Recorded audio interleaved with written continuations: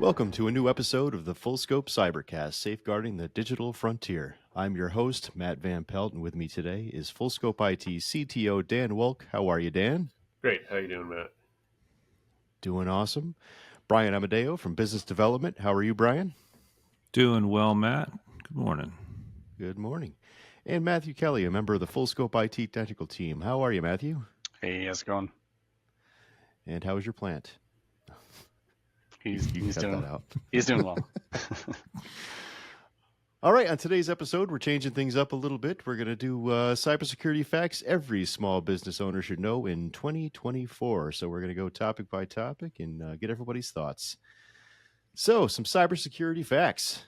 Topic number 1, 47% of businesses with fewer than 50 employees have no security budget, and 36% of small businesses aren't concerned about cyber attacks. So this is kind of a question for everybody. In all your years of being in the IT field, these percentages sound low or high? That actually seems high to me. I think it's tough because it's more like, I don't know. I guess it's the question, like a lot of companies don't specifically have a IT, like a security budget. They barely have an IT budget, let alone, drilling down to cybersecurity budget. So, but yeah, I would say there's 50%. I mean, there's tons of clients that we even work with that were like, what's your budget for IT? And they're just like, I don't know, whatever we got to spend. So I would say 50% is pretty good, or 47. Yeah, it's probably pretty accurate across the board. I think we see like pockets in different industries and different regions where there may be, business owners groups that have spoken about this, and there's a cluster of people who are more concerned about cybersecurity. But I think those numbers are probably pretty accurate. Yeah, now the way you said that, Matthew, as far as like, do they have a budget? Probably not. Do they spend money on it after some reason? Well, that would be a good question for you, though, right? Because, I mean, being on the sales side of it, I mean, I'm sure that's like one of the questions, in the process, right? Like, what is your IT budget? And do half of them say, like, wow, we don't have one, like, whatever. Yeah, and it's probably 50-50. That's probably the right number and we talk to a lot of 50 and under businesses, right? That's pretty typical for our conversations. And it's probably flip a coin whether they're currently spending money on it now. So, and I think only the ones that are currently spending money, I would say, have a budget. And then sometimes that's not close to what it was or what it should be. That's what I mean to say. I think as the concept, but the ones that don't. Sorry, I think as the concept of cybersecurity develops, I think a lot of businesses are sort of caught out thinking that they have an IT budget and therefore they must have a cybersecurity budget. But cybersecurity as a problem keeps growing and changing. And I think the question really reveals that it needs to be looked at separately from just general IT.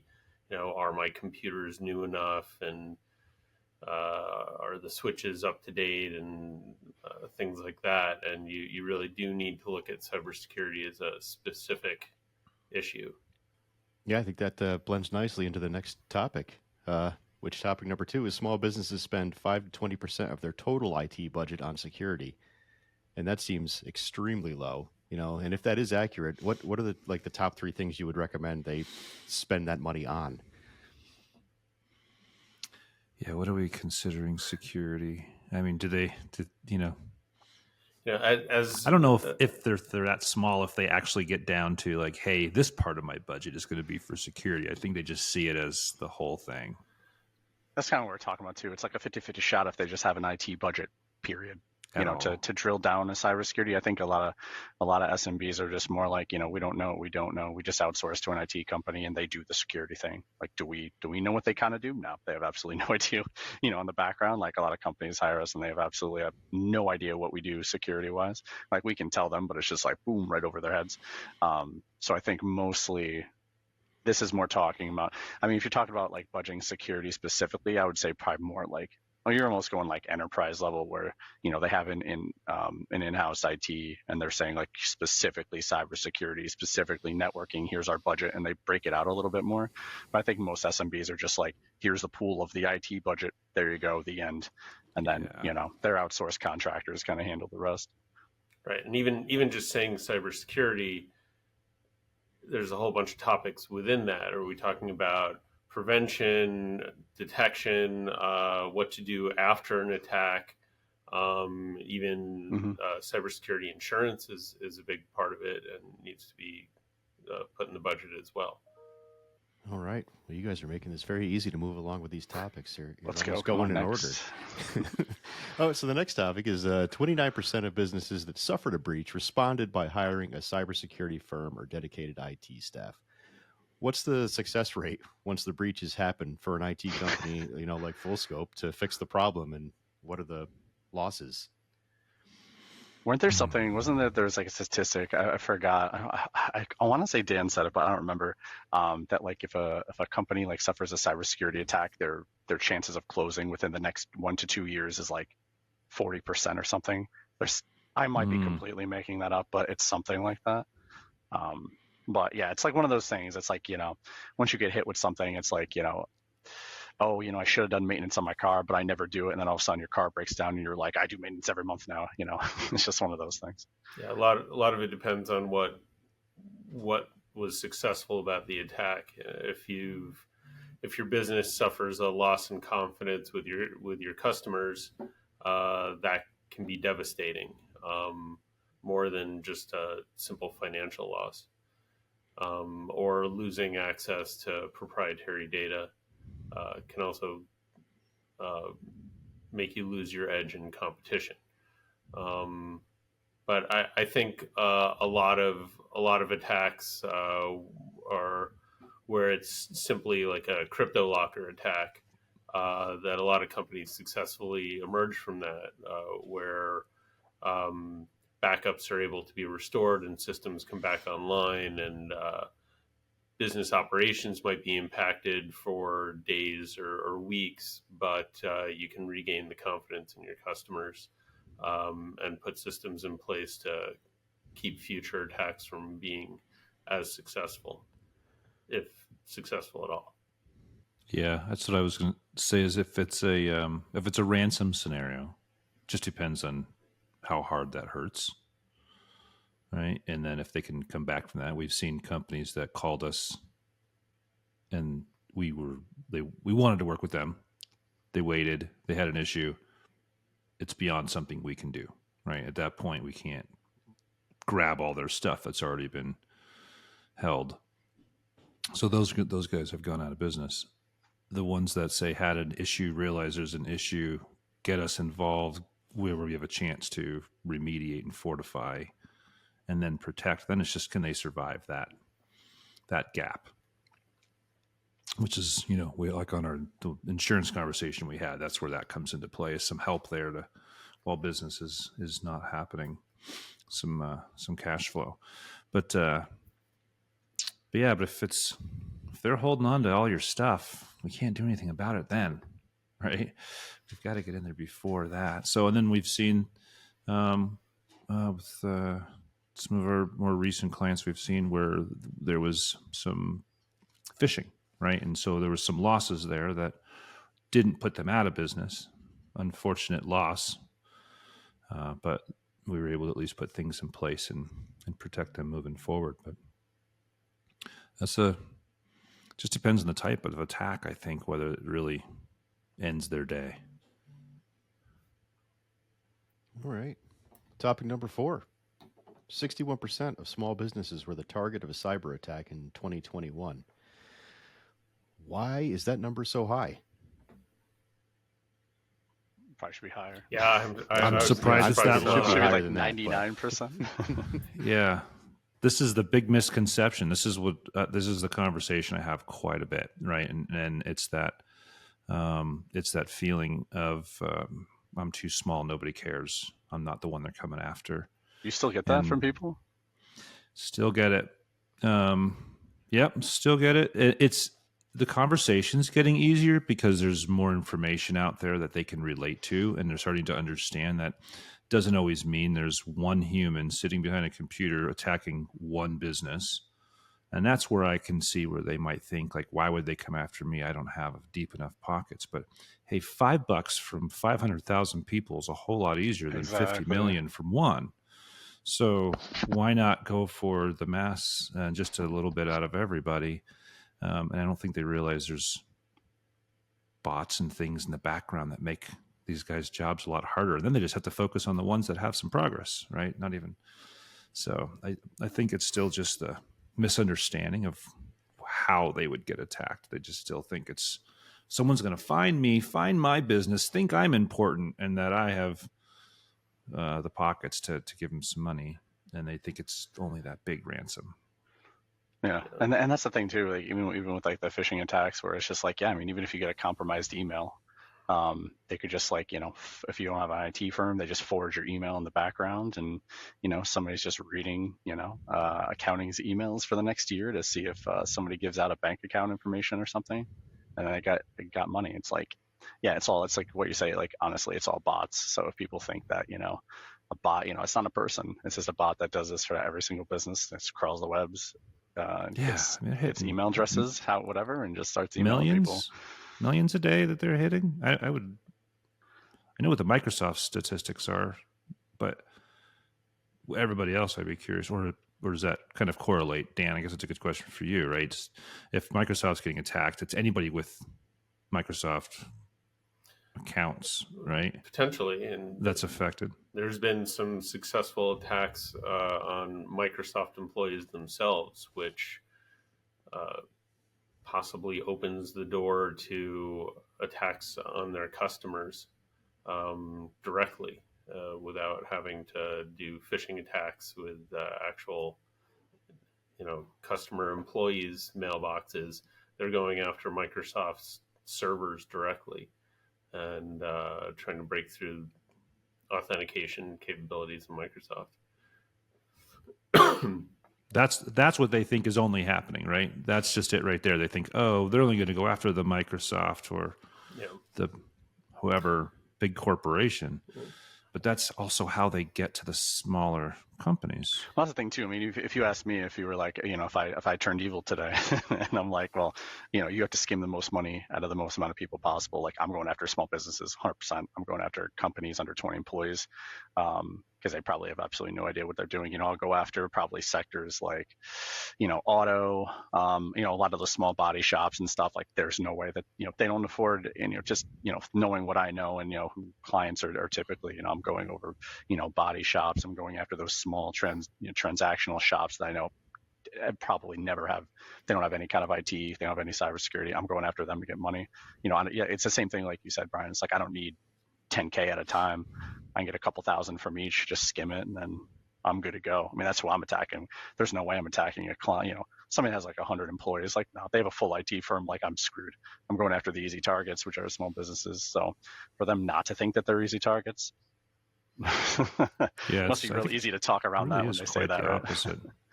Well, yeah. I mean, it is because I live and breathe it, right? And so we see these things every day, but they still truly, I think half of them think I'm trying to like sell them on something as opposed to like, no, these are the real numbers. This is actually what we're seeing on a daily basis.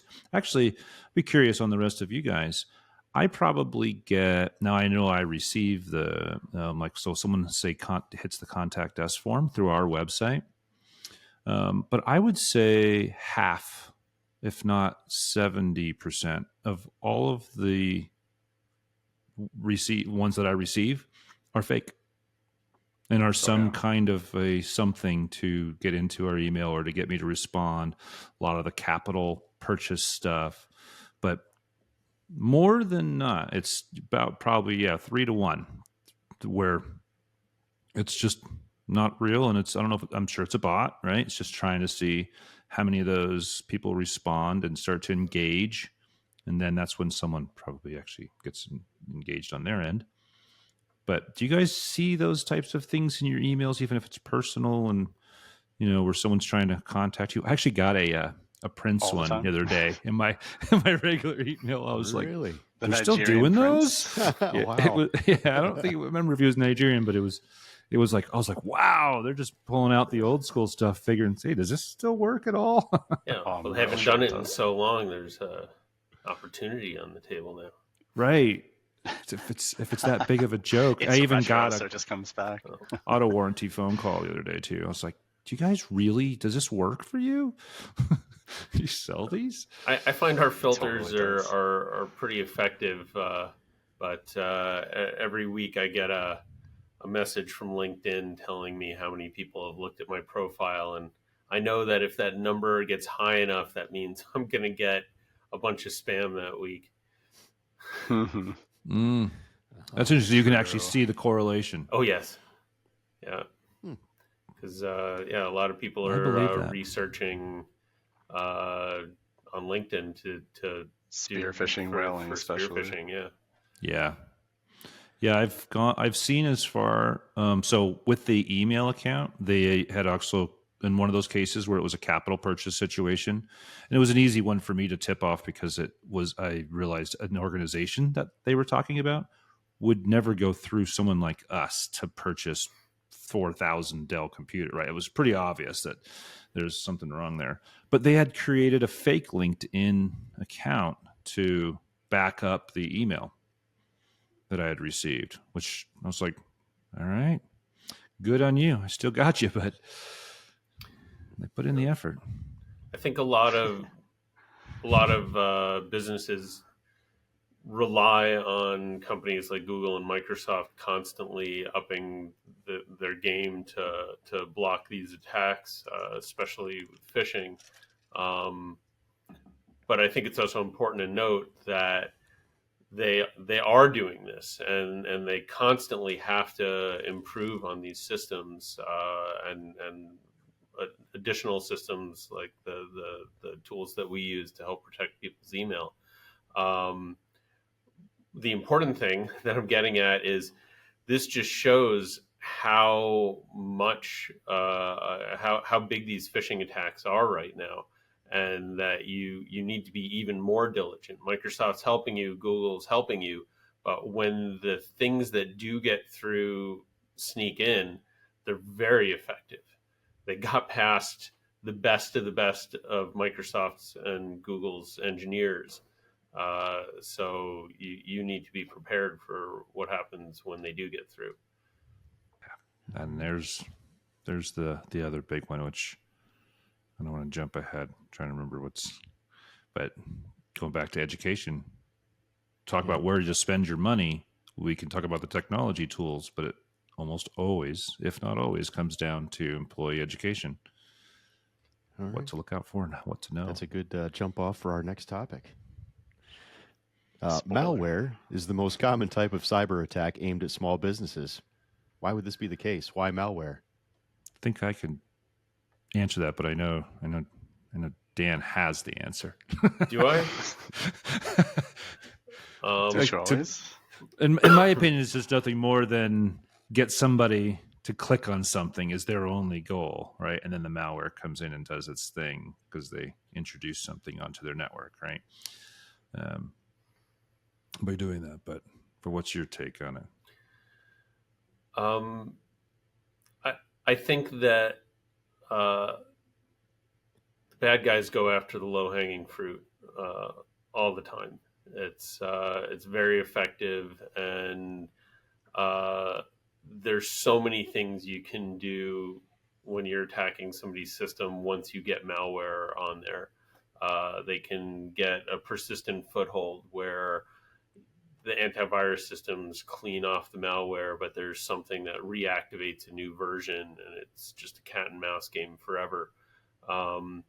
And they can, like Matt Kelly was saying earlier, that they can sit on your systems for months or years waiting for the information that they can exploit to come to light. And they are bots doing this. This is not like a bunch of people logging into your system every day reading all your email. These are bots that are looking for these keywords and flagging them for the bad guys to look at. So there's almost no cost to them to read all your emails, even though they may all be boring to the bad guys for an entire year. When that one email shows up, they can attack it. And a lot of these systems are just exploited to be part of a DDoS attack against a specific target company. And if they can get all of your printers and smart light bulbs and routers and anything that might be on the internet in your office that you're not really paying attention to, if they can use that to amplify an attack, they'll take advantage of it. So there's a lot of usefulness for the bad guys to have malware on anybody's system, no matter how small it is. And I'll consider it early on in the AI realm, but how much better is that going to get, or worse? How much worse is that going to get when now AI can actually do a much better job at reading those and getting kind of comprehensive information back in comparison to we'll just say the next decade versus the last decade of that? It'll probably make it easier for them to find these emails that they're looking for with account numbers or something that they can socially engineer to help them get into a banking system or something like that. But it'll save them time. They'll need less employees because the AIs will help them find what they're looking for more easily. So I was thinking it could be a more refined, like they could be more targeted. Yeah, and part of the malware one as well is like part of this is like the ransomware, and that kind of goes to my point where I was talking about before, where it's like not to beat a dead horse, but where the small company is like, I'm too small, don't worry about it. The ransomware one's like actually a better example where it's like a company with like even 20 plus employees, like they're going to probably have an IT firm. They're probably going to have backups. So even if they get infected with ransomware, we'll just go back to the backups. We're good to go. But if you talk about smaller companies who do have the mentality of we're never, who am I? Like Brian was saying again, all this is like automatic. It's all AI. It's all bots. So if you're a small company, you get ransomware. You probably don't have an IT company, and boom, I got ransom you for $5,000-$10,000. I'm gonna go after those. I'm not gonna go after the big ones that have backups. So I think that's a huge part. And they're less likely to come after you or to figure out what happened, or they're going to move on and just try to get back to business. Well, that's the thing too. I mean, you think you're gonna pay a forensics company $10,000+ to come do a full deep dive? Yeah, minimum, to do a whole deep dive into your company of like 2 accountants. Like, no, that's never going to happen. They're just going to pay $5,000 and move on with their lives and think that they're lucky, and maybe then they'll hire an IT firm. But I think a lot of go after the smaller. I think a lot of small businesses also have this belief that if they put their data in the cloud, that it's protected and backed up, and that they can survive any attack whatsoever because it's in the cloud. And it's never that simple. Microsoft has some protections in place for things like OneDrive, where the files don't actually get deleted for 30 days, but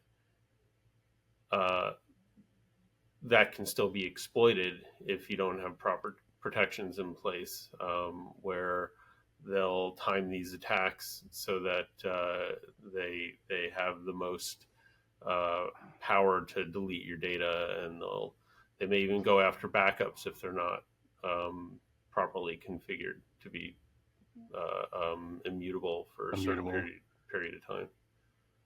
Yeah, I think that's really a confusing part for most people to understand, because they do believe that if it's in the cloud, someone else is protecting it, and it's not something that they have to worry about. Oh, don't get me started on like HIPAA and like EMRs and stuff. Oh my God, that's exactly the thing. Like every health place that has a HIPAA compliancy, they're just like, well, our electronic records management, whatever, it's in the cloud. Don't worry about it. You don't have to cover it. You don't have to cover our computers. We don't need to be HIPAA. And then I'm like, okay, can I see your downloads folder? Like, do you guys ever download reports, from your EMR? And they're like, oh, okay. And have you ever emailed one of those reports to someone else? Yes. Have you ever emailed one of those? Oh my God, it's so I swear to God, man, like 9 out of 10 times you get them on that downloads folder. It's actually interesting. That makes sense. Quick and easy to help them understand. But it's just a really big misconception.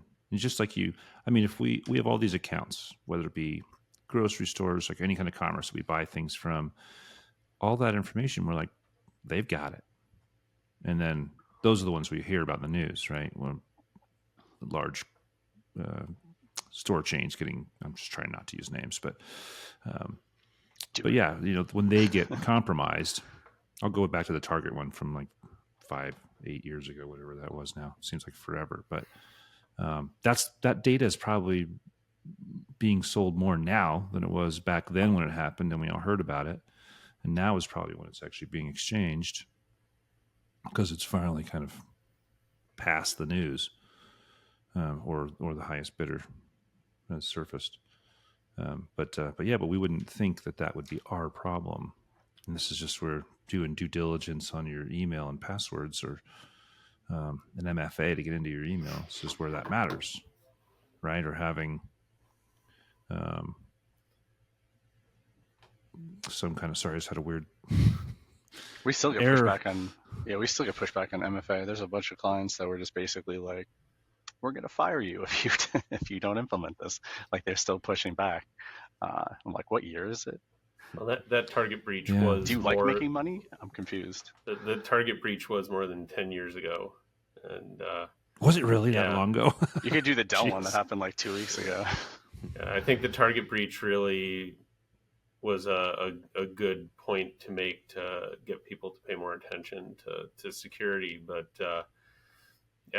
it's been more than 10 years, and we're still having the same conversations that we had right after that breach with a lot of customers.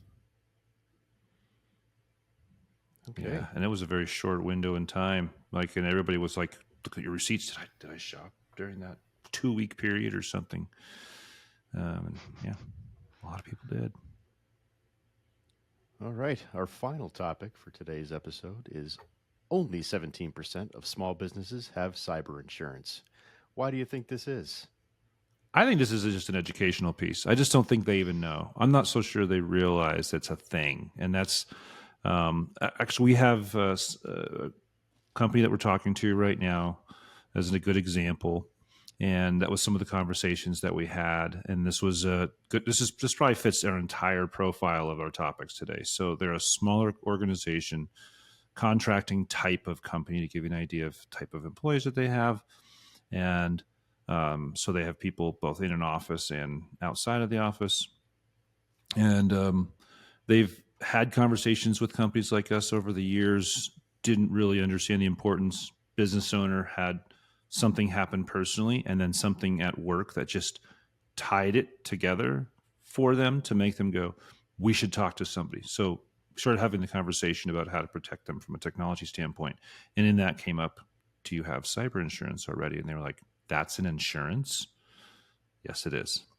And so they're actually squaring that part, or they're trying to get that part solved before they commit to whoever is going to manage their technology going forward, which they understand that's kind of goes hand in hand, because they're not going to either qualify for fantastic insurance or even be accepted until they have some of this stuff in place. Yeah. Well, and this is, in this particular case, it's also smaller community to where that insurance person is just not just a person, they know them well. And so it's open conversations of, okay, what's in place now? Okay, what would be in place 90 days from now? And so we're actually kind of having those conversations. But They didn't even know cyber insurance was an insurance. And so to answer the question, I think that's just it. I think most don't know that's something they should have. And then, if they do have it already and they don't have reasonable technology, I'd say that they're sitting on a policy that's been around for a while and hasn't been reviewed. It might just be getting auto renewed or something, which means it's probably not one of the better carriers either, for that matter. Mm-hmm. As we've learned that any insurance company that understands cyber would ask for all these controls to be in place, which clearly they wouldn't be if they didn't have somebody managing their technology now. But yeah, that's my thought on it. I don't think they know. Yeah, I think the education is going to take some time, and I'm glad we're a part of it, because I think a lot of companies that have cyber insurance have been very happy when they needed it, just like any insurance. And you need to weigh the pros and cons of the different coverages and what really makes sense for your business. I've even seen some business to business contracts that require the two parties to both have cyber insurance policies, because they know partnering with another company exposes them to their business partners' exposures. So it can be really important as your business grows and you're dealing with more avenues for your information to be compromised. That makes sense. I mean, if you have to get a loan as a small business, you have to have key person insurance as an example. So, same type of a thing. If you've taking on another business or something, make sure both are in a posture that feels comfortable for you. We've seen business loans also require cyber insurance. That's a really simple one to point out. That's a business to business contract, a bank loan. Yeah, I'm sure if we're starting to see that over the last few years, it's a matter of time, right, until it's a requirement across the board. And I think that was another one that came up on our insurance podcast where it was not a hard requirement in certain situations that seemed blatantly obvious that it should be. So just again, even the insurance world or the finance world is still figuring out that this should be a thing every time. So it makes sense that sometimes these small business owners who are just trying to get through the day, right, and run their business don't know most of this stuff. Makes sense. If you'd like to learn more about cyber insurance, please listen to our episode 15, Why Cyber Insurance is Important for Your Business. That'll bring us to this episode's tech tip. Well, if it isn't a tech tip. No matter the size of your business, not having a cybersecurity plan in place could be detrimental to you and your company. Having a dedicated managed service provider, like FullScope IT, helps. If you're interested in learning more about this topic, check out our blog post called Cybersecurity Facts Every Small Business Owner Should Know in 2024. There will be a link in this week's episode description, and we will also have a link posted on our website. Okay, so that brings us to this story of the week. This is the story of the week. Listen up! Brought to us from IT Brew. Scam obituary sites draw enterprise traffic. SecureWorks Counter Threat Unit, CTU, researchers have flagged obituary pirates as a possible enterprise security risk, writing in a report that they had identified a network of scam sites apparently using AI to pad out plagiarized obituaries. The creators used the sites as lures to redirect visitors to e-dating and adult websites or present users with CAPTCHA prompts designed to trick them into installing web push notifications or pop-up ads. Wow, we're going dark this week. What do we think? What they're saying is that the bots are scraping obituaries to fill in new obituary sites, so that people who are, they hear like somebody that they know passed away and they go to look for the obituary, and instead of going to a legitimate obituary site, they're getting sucked into these other sites that were just set up to sell ads. Whereas what I thought was funnier. Yeah. But the people who are willing to buy ads from a fake obituary site currently are probably porn and dating sites. Their point, which has a little bit of a tinfoil hat attached to it, is that that if this is working, if this is actually getting people to go and look at these fake obituary sites, then people who are pushing malware are going to pay attention to this, and they're going to use these same tactics, because anything that draws eyeballs and draws clicks and can be weaponized will be. And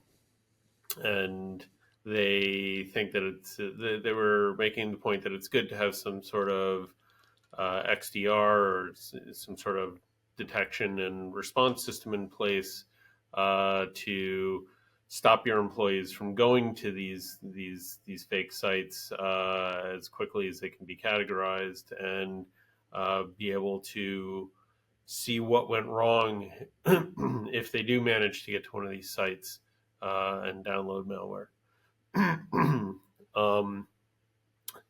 And I think it's good to point out, the specific problems that are out there, but this is also a generic problem. Like anything that people on enterprise networks are trying to surf on the web can be weaponized like this, or can be part of an advertising network that's just basically clickbait, just trying to get you to go to the pages to look at as many ads as possible. And I think it's interesting that somebody found a new and novel way to do this, but it's a problem that's been around for a long time that enterprise networks really need to pay attention to. If you're just giving everybody full access to the internet from their desktop PCs and just saying to them, don't go to anything bad, people can't really control that. Nobody's doing anything bad here. They want to see an obituary for somebody that they cared about or they didn't care about, but they want to see the obituary anyhow. And why would they think they're doing something bad by looking for that? So it's just generally important to have the filters in place so that these sites that are categorized by the web filters are blocked on the enterprise networks. Let people go home and research this stuff on their home PCs. And so part of my take from this article, and help me if I understood this correctly, was just so they can basically sell more click ads. That's what it says they're doing initially, is they're scraping the obituaries to make fake ad-ridden obituary sites that show up in the search indexes. And then that marketing company can go, look at how effective our tools are, and how many... great. Yeah. Such a great idea. It is. This is what people are searching for, so you should make sites for them. This is one of the big problems with AI content generation these days. Is every time the AI gets good enough to make a legitimate looking site, it just waters down the actual content. So in this case, a funeral home might be the authoritative place to look for this information, but it's getting moved into these other sites where AI is writing something that it thinks it knows about these people. All right. So taking that scenario, could they really be doing anything to lessen that, or is it just a matter of like, this information is on the web, they're scraping it, there's no way to stop it from being plagiarized? So the point in this article is that these sites are being classified as what did they call it? They're being classified as... Sorry. I hope this is edited out. They're being classified as obituary scam sites. And that's probably some new subcategory of scam sites. And the content, the web filters are constantly being updated, and sites are constantly being recategorized. And even one of the simpler things that the content filters do is they can block any domains that have been registered within the last 30 days, because a lot of very scammy sites come and go very quickly, and your local funeral home's website has probably been there for 10, 20 years, and should be trusted more than something that popped up a week ago. Yeah, that right there is a good way. I think we got to put a bow on this one, gentlemen. Anything else to add? It's I shouldn't laugh, but it's really sad that scammers will take advantage of any part of the human condition to make money. But this is nothing new. People have been taking advantage of the bereaved since people started dying, and it's unfortunate, and anything we can do to put tools in place to protect people from scams like this should be done. Thank you for joining us for this edition of the FullScope Cybercast, Safeguarding the Digital Frontier. We'll be back in 2 weeks with another episode, so until then, stay behind your firewall.